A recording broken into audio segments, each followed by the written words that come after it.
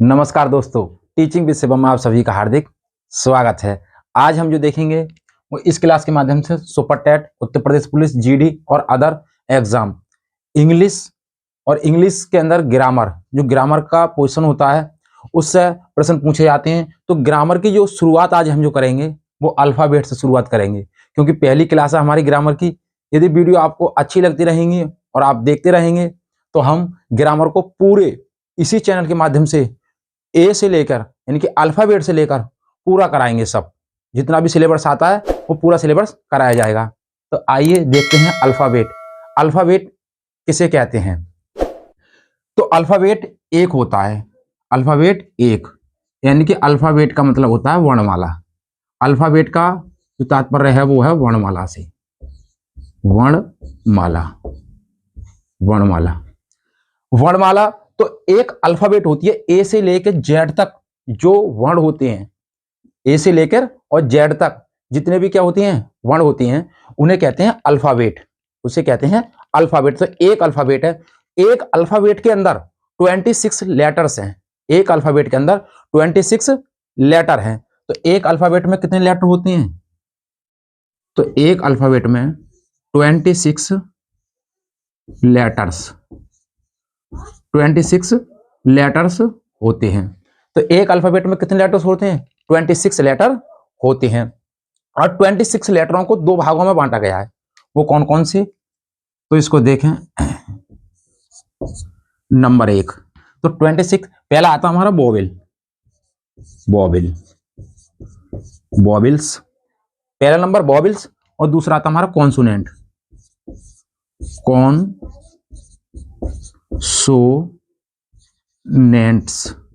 Consonants. तो vowel, vowels और consonants. तो वोवेल्स को कहते हैं स्वर और कॉन्सोनेंट्स को कहते हैं व्यंजन। तो वोवेल कौन कौन से होते हैं? ए, ई, आई, ओ, you. A, E, I, O, you, ये होते हैं वोवेल्स। और कॉन्सोनेंट्स कौन से होते हैं? B up to dash Z. इनकी बी से जेड तक, इनको छोड़कर, ए, ई, आई, ओ को छोड़कर जो बचते हैं वो क्या कहलाते हैं? कॉन्सोनेंट्स। और ये होते हैं वोवेल। इनकी जो संख्या होती है वो कितनी होती है? इनकी संख्या होती है 5। तो 5 नंबर होते हैं ये, 5 नंबर। तो 5 संख्या होती है इनकी। और इनकी कितनी होती है? कॉन्सोनेंट्स। तो कॉन्सोनेंट कितने होते हैं? 21। कितने होते हैं? 21। तो ये 21 होते हैं और ये 5 होते हैं। अब वोवेल्स इनके साउंड्स होते हैं और कॉन्सोनेंट्स इनके भी साउंड्स होते हैं। इनको बोलने के लिए तो 26 लेटरों का जो साउंड होता है वो कितना होता है? तो 26 लेटरों का sound, sound of 26 letters, sound of 26 letter. तो इनके जो साउंड्स होते हैं 20, इनकी 26 जो लेटर होते हैं, इनके जो साउंड्स होते हैं वो होते हैं कितने? 44। 44 कितना होता है? 44 साउंड्स होते हैं। 44 साउंड्स होते हैं। अब बात प्रश्न पूछेगा आपसे अलग अलग कि वोवेल के साउंड कितने होते हैं और कॉन्सोनेंट के साउंड कितने होते हैं। तो वो देखें। तो वोवेल के जो साउंड्स होते हैं वो कितने होते हैं? वोवेल के साउंड्स इधर लिखें, vowel, vowels, vowel sound, vowel sound. तो वोवेल के साउंड कितने होते हैं? 20। कितने होता है? 20। और कॉन्सोनेंट्स के साउंड कितने होते हैं? तो इधर लिखा है यहाँ पे, कॉन्सोनेंट, कॉन्सोनेंट्स, कॉन्सोनेंट्स। तो कॉन्सोनेंट्स के साउंड कितने होते हैं? वोवेल्स के साउंड तो होते हैं 20। अब 44 में से 44 में से 20 जाएंगे तो कितने बचेगा? 24। तो आपसे पूछे दोनों को मिलाकर 26 लेटरों का साउंड कितना होता है? तो 44। अगर वोवेल्स का पूछे तो होता 20 और कॉन्सोनेंट्स का पूछे 24। साउंड्स के बारे में अधिक जानकारी लेने के लिए आप हमें कमेंट बॉक्स में सुझाव दें, तो हम अगली वीडियो में आपको साउंड्स के बारे में डिटेल से बताएंगे।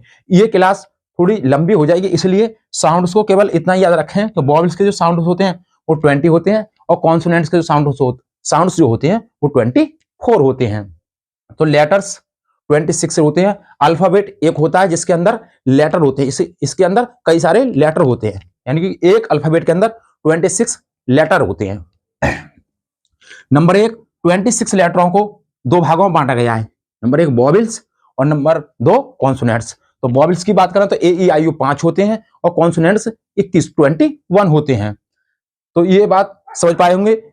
आप हैंड रिटन नोट्स बनाएं इसी के माध्यम से तो बेहतर रहेगा, क्योंकि जो हम लिखते हैं, जो हम लिख लेते हैं, वो हमें अमर हो जाता है, एक प्रकार से क्या हो जाता है, अमर हो जाता है। अब बात करेंगे अल्फाबेट के बाद हम नाउन की ओर चलते हैं। अल्फाबेट के बाद हम नाउन की ओर चलते हैं कि नाउन क्या होता है।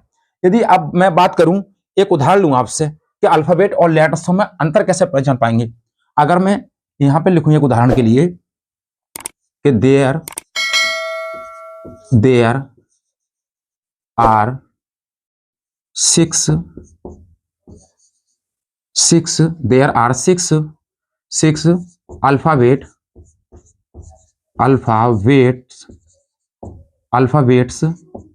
इन माई नेम, कि there are 6 alphabets in my name. अब मेरा नाम है शिवम, यहां लिखें शिवम, कि शिवम। तो 1 2 3 4 5 6 लेटर हो गए। तो ये क्या सेंटेंस सही है कि there are 6 alphabets in my name, in my name. तो ये सेंटेंस सही है? ये सेंटेंस सही नहीं है। क्यों? क्योंकि अल्फाबेट्स के स्थान पर आएगा लेटर्स, क्योंकि मेरे नाम में 6 वर्ण हैं, 6 अक्षर हैं। तो यहाँ अल्फाबेट्स के स्थान पर क्या आएगा? Letters, LETTERS, letters. तो there are 6 letters in my name, ये सेंटेंस करेक्ट हो जाएगा। और यदि हम लिखें there are 6 alphabets in my name, तो 6 अल्फाबेट्स, तो एक अल्फाबेट में 26, तो एक अल्फाबेट में 26, तो ये अल्फाबेट्स गलत हो जाएगा, यहां पर आएगा लेटर्स। अब चलते हैं हम नाउन की ओर। तो नाउन की ओर चलते हैं। अल्फाबेट्स जो साउंड्स का जो वीडियो है, आप देखना चाहते हैं कि 20 वॉवेल साउंड, 24 कॉन्सोनेंट साउंड्स, तो इस बात के लिए आप हमें कमेंट बॉक्स में सुझाव दें, तो हम आपके लिए अगली वीडियो में साउंड्स के बारे में डिटेल से बता पाएंगे। तो आइए देखते हैं हम नाउन क्या होता है, नाउन के बारे में। तो लिखा रहे नोटबुक और लिखना स्टार्ट करें। तो लिखें नाउन, नाउन, नाउन। नाउन को हिंदी में कहते हैं संज्ञा।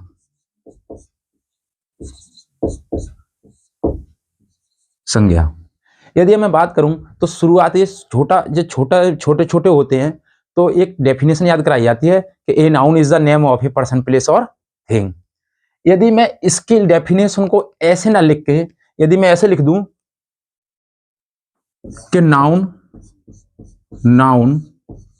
Is a name, noun is a name, noun is a name. संज्ञा एक नाम है। दुनिया में कोई भी हो, वर्ल्ड में कोई भी, कोई भी चीज हो, वो क्या है? नाउन है। वो क्या है? नाउन है। जिसका नाम है वो क्या है? नाउन है। तो नाउन इज नेम, संज्ञा एक है, नाम। संज्ञा क्या है? एक नाम है। किसी वस्तु का नाम ले वो संज्ञा है, किसी वस्तु का नाम ले वो क्या है? संज्ञा है। क्या है? नाउन है। अब नाउन की जो definition, noun is a name से याद रखेंगे। देखें दूसरा, यदि बात करें कि नाउन की, तो प्रश्न यहां से पूछता है। वो प्रश्न जो पूछता है वो आपको इसके काइंड्स में से पूछता है कि नाउन के काइंड्स के ये कौन सा काइंड से, इसका कौन सा भेद है। तो इधर हेडिंग डालें,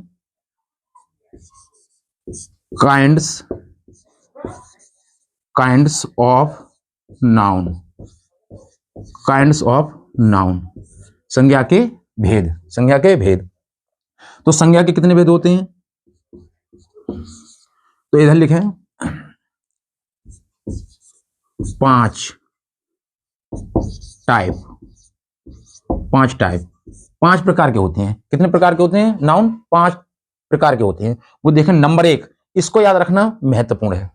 तो पहला जो होता है हमारा, वो होता है proper noun, proper noun, proper noun. अब प्रॉपर नाउन क्या होता है? प्रॉपर नाउन की अगर हम बात करें कि प्रॉपर नाउन किसे कहते हैं, तो प्रॉपर नाउन किसे कहते हैं, तो इसके बारे में देखें वो याद, दूसरा इधर ही को लिखे हैं, दोनों को हम समझाते हुए लिखेंगे। दूसरा हमारा आएगा प्रॉपर नाउन के बाद कॉमन नाउन। कॉमन नाउन, इनमें ज्यादा मिस्टेक रहता है, कॉमन नाउन। तो प्रॉपर नाउन और कॉमन नाउन। तो प्रॉपर नाउन क्या होता है और कॉमन नाउन क्या होता है? तो प्रॉपर नाउन में देखें, इसके लिए हमें याद करना है same name, same name, same name. और इसके लिए जो याद करने का फंडा है वो है भैया similar name, similar names, similar names. तो ये है सेम नेम और ये है सिमिलर नेम्स। इंग्लिश में ना समझ पाए हो तो हिंदी में लिखें इसके लिए एक ही नाम, एक ही नाम, एक ही नाम और एक जैसों के नाम, एक जैसों के नाम, एक ही नाम और एक जैसों के नाम। तात्पर्य समझने का ये याद रखें, बिल्कुल आपके अंदर माइंड खोपड़ी जरा खोल के बैठे कि एक ही नाम, सेम नेम। दुनिया में कोई भी व्यक्ति हो जिसका एक प्रॉपर नाम हो वो क्या कहलाएगा? Proper noun. और एक जैसों के नाम, उसके तरह और भी लोग हों तो वो क्या कहलाता है? Common noun. यानी कि प्रॉपर नाउन व्यक्तिवाचक संज्ञा और कॉमन नाउन व्यक्तिवाचक संज्ञा और जातिवाचक संज्ञा।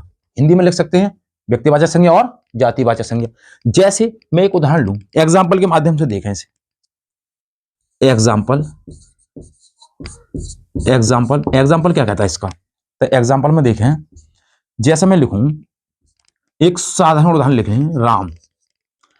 अब राम प्रॉपर नाम है, किसी व्यक्ति का नाम है ये राम। अब मैं कह दूं राम को लड़का बता दूं तो किसको लिख दूं? बॉय। इसको क्या लिख दूं? इसमें उदाहरण देखें, इधर एग्जाम्पल, इधर भी लिखें एग्जाम्पल, एग्जाम्पल, एग्जाम्पल। तो इधर मैं इसको लिख दूं बॉय। क्या लिख दूं? बॉय। तो बॉय, लड़के एक जैसे बहुत होती हैं, एक जैसों के नाम तो लड़का, बॉय। बॉय किसमें पहुंच गया? कॉमन नाउन में। और राम किसमें आ गया? प्रॉपर नाउन में। यदि मैं लिख दूं गंगा, गंगा, गंगा, तो इधर मैं लिख दूं, अगर मैं इधर लिख दूं भैया क्या? रिवर। तो रिवर। अब नदियां तो बहुत हैं, तो एक जैसों के नाम यानी कि सिमिलर नेम्स, सिमिलर नेम्स।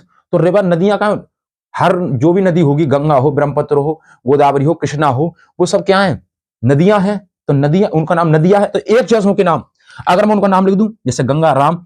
अगर मैं लिख दूं यहां पे, जैसे एक उदाहरण और लिखें, जैसे आगरा, आगरा।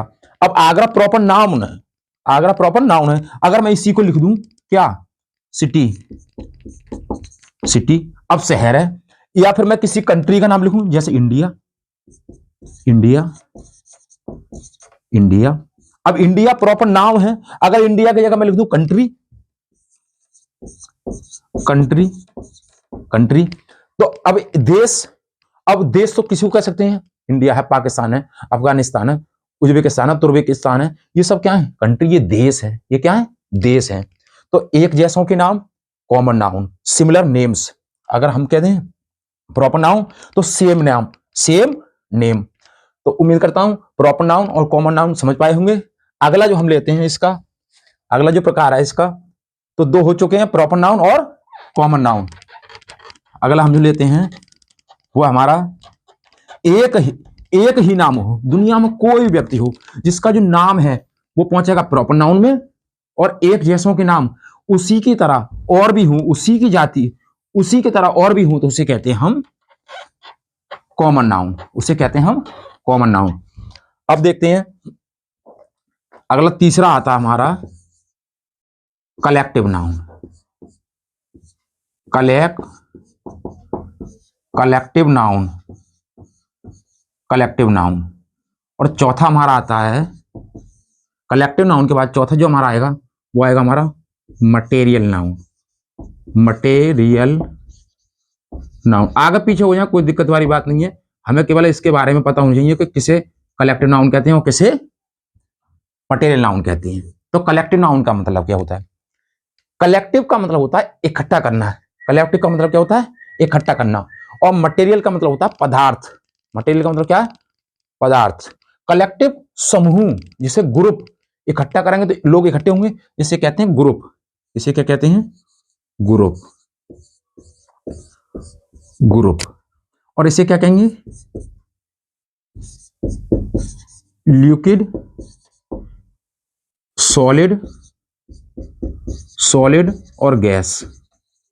और गैस तो लिक्विड, सॉलिड और गैस, लिक्विड, सॉलिड और गैस। गैस में आई भी बना देते, कोई दिक्कत वाली बात नहीं है। तो लिक्विड, सॉलिड और गैस। ठोस, द्रव और गैस। ठोस, द्रव, गैस मटेरियल नाउन। ग्रुप समूह की बात आए तो कलेक्टिव नाउन। जैसे एग्जांपल में देखें, एग्जांपल, इसका जो एग्जांपल है, इसका एग्जांपल जैसे आर्मी, आर्मी। आर्मी के बाद जैसे कोई भीड़ हो, जैसे ग्रुप, ग्रुप को भी ले सकते हैं, समूह को भी कहते हैं इसे। ग्रुप है, टीम है, टीम है। आर्मी है, ग्रुप है, टीम है, क्लास है। एक आदमी को क्लास नहीं, कैसे क्लास कहते हैं? जब बहुत बच्चे बैठे हुए हैं उसे कहते हैं हम क्लास। और टीम है, जो टीम कई लोगों की बनी होती है उसे टीम कहते हैं। आर्मी है, ग्रुप है। तो ये क्या है? कलेक्टिव नाउन के एग्जाम्पल हैं, कलेक्टिव नाउन के एग्जाम्पल हैं। अब लिक्विड, ठोस, द्रव, गैस। अब ठोस, द्रव, गैस कौन कौन से होते हैं? तो वो देखें, एग्जाम्पल, एग्जाम्पल, एग्जाम्पल।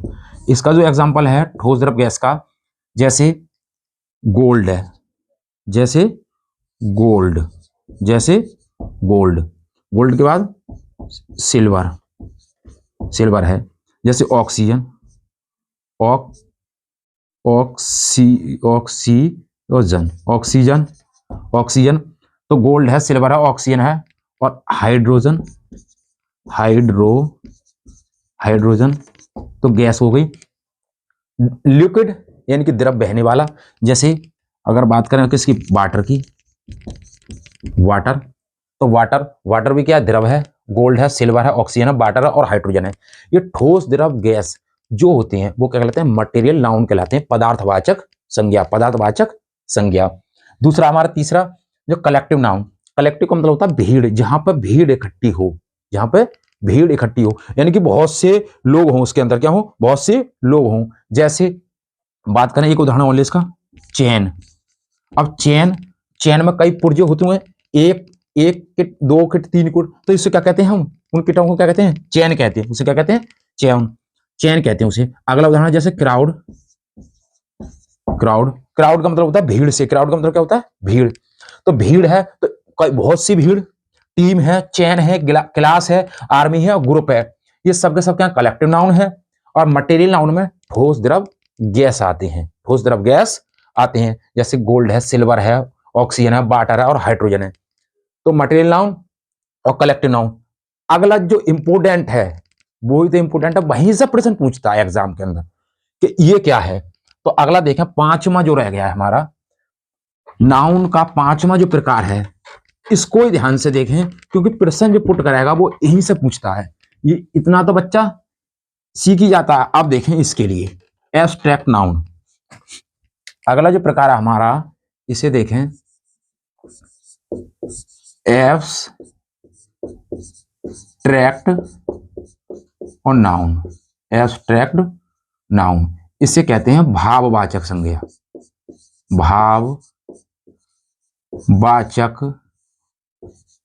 संज्ञा, भाववाचक संज्ञा। अब भाववाचक संज्ञा क्या होती है? तो भाववाचक संज्ञा उसे कहते हैं जैसे कोई भी चीज हो, दुनिया में कोई भी चीज हो जिसे हम छू ना सकें, फीलिंग कर सकें, जो उसका अनुभव कर सकते हैं, उसके गुण हो, दोष हो, विचार हो या कोई विषय हो। किसी के गुण हैं, अगर किसी व्यक्ति के अंदर कोई गुण है तो क्या गुण उसको हम छू लेंगे? उसे नहीं छू पाएंगे। अगर किसी के अंदर दोष है तो उस दोष को हम क्या उसको टच कर सकते हैं? नहीं कर सकते टच। तो क्या हो उसमें? इसका देखें, इसके अंदर अगर हम बात करें जैसे quality, quality, blame, quality, blame, think, think और सब्जेक्ट, सब्जेक्ट, सब्जेक्ट। तो क्वालिटी हो, क्वालिटी गुण हो, ब्लेम दोष हो, थिंक विचार हो, सब्जेक्ट कोई विषय हो, तो ये सब के सब क्या कहलाते हैं? एब्स्ट्रैक्ट नाउन कहलाते हैं। जैसे उदाहरण में देखें, इसकी उदाहरण में देखें, जैसे लव, सबसे पहले इसी को लिखें, लव। लव, तो लव क्या है? एक प्रेम है। तो क्या प्रेम को छू सकते हैं? नहीं छू सकते। प्रेम को छू सकते हैं? नहीं छू सकते। अगर हम बात करें हीट, हीट तो गर्म है कोई चीज, क्या है? गर्म है। जब कोई चीज गर्म है तो ठंडी भी होगी, तो ये उसके क्या है? गुण है। उसके क्या है? गुण है। ठंडा होना, गर्म होना, ये उसके गुण है। तो गुण हो या किसी, अब लव, लव करना भी ये क्या है? एक फीलिंग सी है, एक फीलिंग है। जैसे और लिखें, काइंडनेस, काइंडनेस, काइंडनेस, दयालुता, दयालुता, विचार है। अगला लिखें एंगर, नाराज होना, एंगर, जो एंगर होता है। दूसरा अगर एक और लिखें हम, जैसे ब्यूटी, ब्यूटी, ब्यूटी। और ब्यूटी के बाद हम लिखें जैसे कोई और वस्तु हो, जैसे वर्षा होना, रेन है, रेन है, रेन को भी लिख सकते हैं, जैसे वर्षा, रेन, रेन। अब सब्जेक्ट, जो भी सब्जेक्ट हो, जो भी सब्जेक्ट हो, तो वो भी किसके अंदर आते हैं? भाववाचक संज्ञा के अंदर आते हैं। उनको देखें जरा, तो सब्जेक्ट कौन कौन से?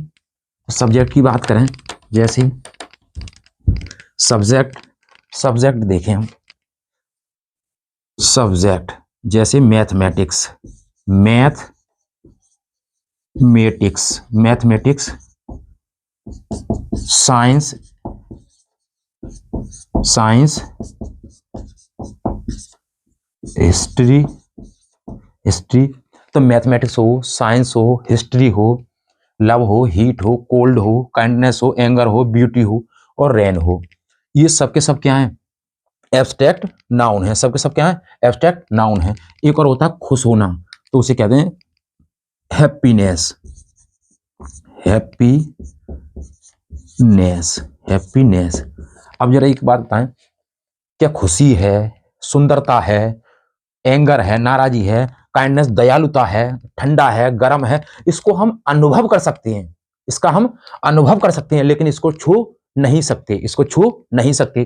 तो ऐसी चीजें जिनको हम छू नहीं सकते, वो किसके अंदर आती हैं? एब्स्ट्रैक्ट नाउन के अंदर आती हैं। एक आता है विषय मैथमेटिक्स, तो किताब को छूते हैं, किताब को छूते हैं, तो उसको तो बुक कहेंगे। जब बुक पहुंचेगी, तो बुक पहुंचेगा किसमें? कॉमन नाउन के अंदर। किसमें जाएगा?